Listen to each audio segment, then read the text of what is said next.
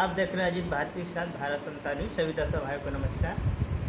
हरियाणा जो विधानसभा के 90 सीटों पे मतदान होने के बाद जो एग्जिट पोल आया है एबीपी वोटरों के द्वारा, उसमें कांग्रेस को बहुमत दिखाया जा रहा है और भारतीय जनता पार्टी को विपक्ष की सबसे बड़ी पार्टी और अन्य के खाते में 8 सीट दिखाई जा रही है। और जो बहुजन समाज पार्टी और इन लोग जहाँ महागठबंधन था उसको 1 से 5 सीट या 1 से 8 सीटें दिखाई जा रही हैं। बहुजन समाज पार्टी ने जिस प्रकार से हरियाणा में वापसी की है इनेलो पार्टी के साथ महागठबंधन करके, बहुजन समाज पार्टी और इनेलो गठबंधन को 8% वोट भी दिखाया जा रहा है। अगर बहुजन समाज पार्टी और इनेलो अगर महागठबंधन अब सरकार में शामिल होने के लिए कम से कम 10 से 15 विधायक अगर इनके जीतते हैं तो कांग्रेस के साथ सरकार में शामिल हो सकते हैं।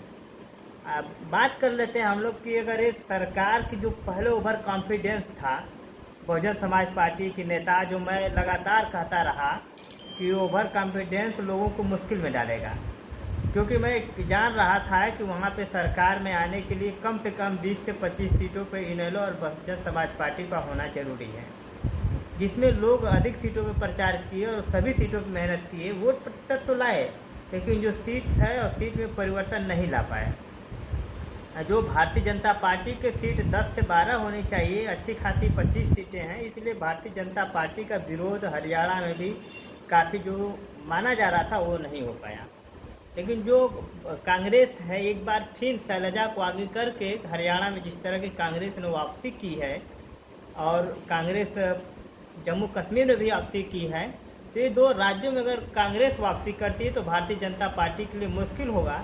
लेकिन इन दोनों विपक्षी पार्टियों के आपसी जंग के बीच में बहुजन समाज पार्टी और बहुजन समाज के नेताओं की जो लगातार हार हो रही है आज़ादी के बाद भी, तो इसको बाबा साहब अम्बेडकर ने जब संविधान दिया तो दलित पिछड़ा अल्पसंख्यक को जो अधिकार मिला वो कांग्रेस की भी उस वक्त आज़ादी के समय सरकार था और कुछ भी नहीं मिला। तो इसलिए आप अगर चाहते हैं, देश की जनता चाहती है, तो आप अपनी नई सरकार परिवर्तन का अर्थ कांग्रेस भारतीय जनता पार्टी नहीं है। आपको तीसरे मोर्चे को ध्यान देना होगा। जिस तरह से बहुजन समाज पार्टी ने वहाँ पर चुनाव लड़ा, वही पर चंद्रशेखर आज़ाद समाज पार्टी और पीपीएफ जो वहाँ के दल थे उसके साथ गठबंधन करके चुनाव लड़े।